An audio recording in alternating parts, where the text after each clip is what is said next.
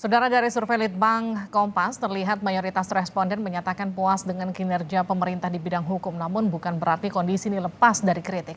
Misalnya sentilan Ketua Umum PDI Perjuangan soal korting hukuman Sambo atau soal wacana bubarkan KPK.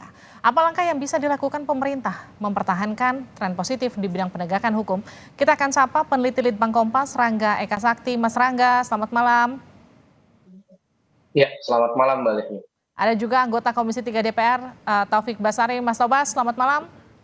Selamat malam, Mbak Livi. Dan juga Zainal Arifin Mukhtar. Mas Uceng, selamat malam. Selamat malam Mbak Livi. Oke, saya ke Mas Rangga dulu ya. Mas Rangga, ini poin yang menguatkan hingga muncul angka 61,9%. Ini muncul atas dasar apa? Ya Mbak, jadi memang kita melihat ada tren kenaikan ya, tren yang positif dari Oktober itu setelah kasus Sambo, ketika publik tuh melihat itu paling naik 1,5% sampai ada tren perbaikan 55, 59 sampai terakhir di Agustus 61,9%. Nah, kalau dari survei terakhir kita lihat yang paling banyak mendorong peningkatan kepuasan ini adalah soal menjamin perlakuan yang sama atau setara oleh aparat hukum kepada semua warga. Artinya apa? Artinya publik sekarang melihat bahwa siapapun itu, terlepas dari jabatan yang dia emban, kemudian atribusi-atribusi lain yang dia punya, dia itu masih bisa kena nih hukuman, tidak impun gitu, tidak immune dengan hukum yang ada di Indonesia. Itu Mbak yang paling banyak mendorong ya, 2,6% peningkatannya dibandingkan dengan survei sebelumnya di Mei. Oke, saya ke Mas Uceng. Mas Uceng, 61% lebih puas atas kinerja pemerintah di bidang hukum. Menurut Anda angka ini pas disematkan untuk pemerintah? Iya, saya tetap mengatakan bahwa survei-survei itu kebenarannya adalah kebenaran metodologis ya. Jadi tergantung metodenya tentu saja. Yang kedua adalah tergantung dengan nuansa yang sedang ada pada saat itu. Makanya kenapa fluktuatifnya kan sangat tinggi. Harus jangan dilupa ya, dalam survei-survei yang lainnya memang ya wajah penegakan hukum ini selalu naik turun mengikuti dalam tanda kutip ya tarian yang dilakukan oleh orang-orang tertentu. Saya kasih contoh misalnya gaya Pak Mahfud yang ceplas-ceplos dalam beberapa hal itu kan cukup membantu dalam surveinya misalnya yang dilakukan oleh teman-teman LSI Mas Burhan kan. Itu ternyata cukup membantu naik turunnya. Nah, saya kira ada banyak faktor, tapi yang paling penting sebenarnya kalau kita mau bicara soal penegakan hukum itu adalah kasus real yang ada di lapangan. Nah, kalau kita bicara kasus real yang ada di lapangan, problem-problem penegakan hukum yang diketahui ya, karena lagi-lagi yang namanya survei itu kan membutuhkan kadar pengetahuan ya, kadar sejauh mana kadar pengetahuan orang terhadap sebuah kasus secara lengkap, dan kita misalnya orang yang langsung melihat proses penegakan hukum, bergaul dengan proses penegakan hukum itu bisa melihat kadar dan kapasitas itu seberapa besar. Jadi memang harus dibedakan antara persepsi dengan realitas yang ada. Sebagai sebuah kebenaran persepsi, ya kita harus hormati bahwa masyarakat merasa ada kemajuan. Tapi bahwa apakah itu realitas yang terjadi di lapangan, ini sangat butuh pengetahuan, kapasitas, dan akses informasi yang cukup untuk melihat itu, saya kira. Oke, masyarakatnya merasa ada perbaikan, tapi ternyata faktanya PR-nya masih cukup besar. Mas Tobas, bagaimana respon Anda? Ya, saya melihat ada dua pendapat yang disampaikan baik itu oleh Mas Zainal Arifin Mukhtar dengan hasil survei yang dilakukan oleh Litbang Kompas ya. Yang satu menunjukkan tingkat kepuasan yang tinggi, sementara Mas Uceng itu berangkat dari pengalaman teman-teman yang melakukan advokasi yang melihat masih ada beberapa catatan-catatan penting terkait dengan penegakan hukum ketika menangani kasus-kasus hukum yang mereka alami. Ini kan ada dua hal ya. Nah, oleh karena itu saya melihatnya begini. Memang mungkin betul bahwa saat ini persepsi publik positif ya terhadap penegakan hukum, tapi masih ada beberapa kasus-kasus di lapangan yang masih menjadi catatan permasalahan yang harus diselesaikan.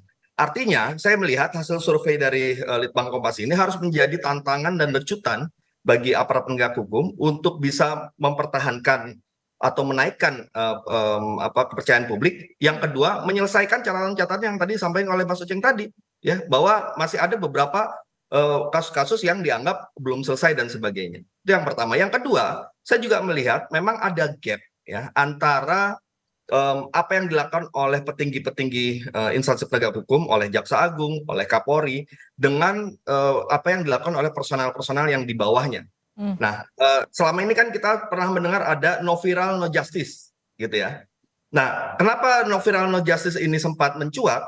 Karena masyarakat yang berhadapan langsung dengan penegakan hukum di lapangan itu merasa bahwa kasusnya baru ditangani dengan baik ketika sudah menjadi viral. Nah, ketika sudah menjadi viral, kemudian para pimpinan dari institusi penegak hukum ini meresponnya dengan baik. Nah, akhirnya timbullah kepercayaan publik. Nah, saya melihat ada gap ini. Gap inilah gap antara kemauan itikat baik dari pimpinan lembaga penegak hukum dengan personal-personal di lapangan yang ternyata problemnya juga adalah soal budaya, profesionalitas penegakan hukum dan sebagainya. Ini yang harus jadi PR dari institusi penegakan hukum yang ada di Indonesia ini. Ya, kemudian kalau hasil survei ini dijadikan refleksi, upaya perbaikan seperti apa untuk meningkatkan kepercayaan kepada pemerintah nanti, Mas Tobas? Ya, yang paling mendasar sebenarnya adalah dua hal, ya, profesionalisme dan budaya. Ya, profesionalisme ini bisa dibangun ya dengan keteladanan, dengan sistem, dengan aturan-aturan, dengan konsistensi penegakan hukum di internal. Nah, itu bisa dilakukan ya. Dan saya percaya saat ini para pimpinan di institusi penegak hukum, baik itu kejaksaan maupun kepolisian, berupaya untuk mengarah kepada sana. Nah, yang kedua adalah soal budaya yang memang tidak mudah, ya, butuh waktu, ya, butuh dukungan dari semua pihak. Dan saya melihat momentum dari hasil survei Kompas ini harus menjadikan semangat kita ya untuk terus mendorong, mengawasi, ya, dan menagih para pimpinan dari institusi penegak hukum ini untuk bisa menjelaskan apa saja strategi dari mereka ya untuk melakukan perbaikan-perbaikan ke depan, dan sama-sama kita kawal semuanya. Oke, sama-sama kita kawal semuanya, tapi waktunya terbatas kalau kita bicara soal periode kepemimpinan Pak Jokowi. Saya ke Mas Uceng, sisanya hanya tinggal beberapa waktu lagi dengan 2 periode kepemimpinan Jokowi. Bagaimana penegakan hukum di Indonesia di mata Anda?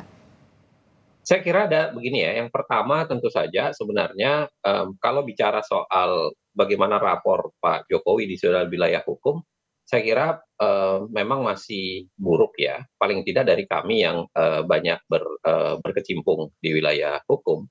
Kita lihat dari konteks penegakan hukum, kebebasan berekspresi, lalu kemudian berkaitan dengan beberapa kasus-kasus yang berkaitan dengan anti korupsi, yang itu sebenarnya nyaris tidak selesai sebenarnya ya. Atau kemudian kayak tebang pilih atau kelihatan yang disasar ada wilayah-wilayah tertentu. Itu terjadi, kita bisa melihat dalam beberapa kasus.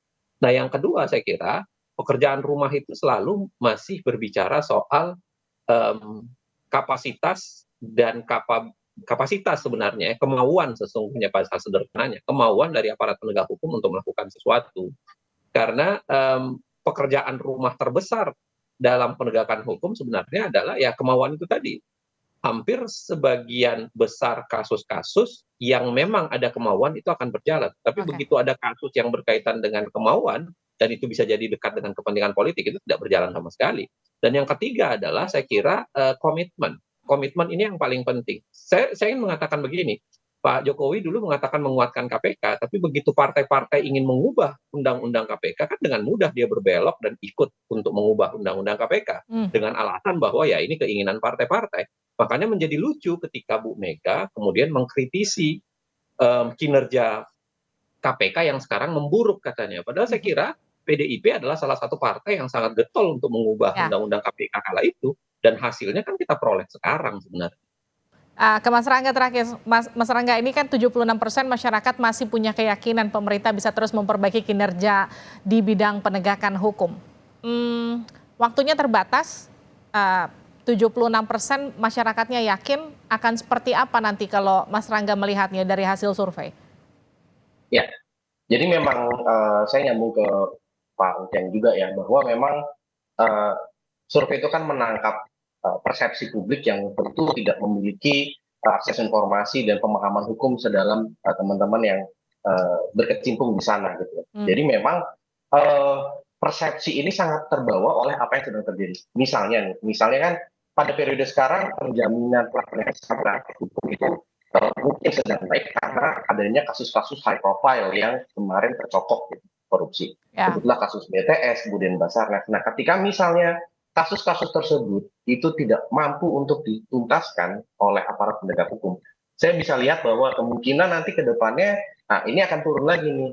Begitu juga dengan misalnya penuntasan kasus kekerasan oleh aparat dan pelanggaran HAM. Ketika misalnya apa yang terjadi di Bandung kemarin, terus kemudian apa ya tindakan-tindakan represif itu muncul nih di media sosial. Nah, hal-hal seperti ini itu bisa menggerus ke tingkat kepuasan publik yang sekarang pada Oke. posisi yang sudah cukup baik, gitu Mbak.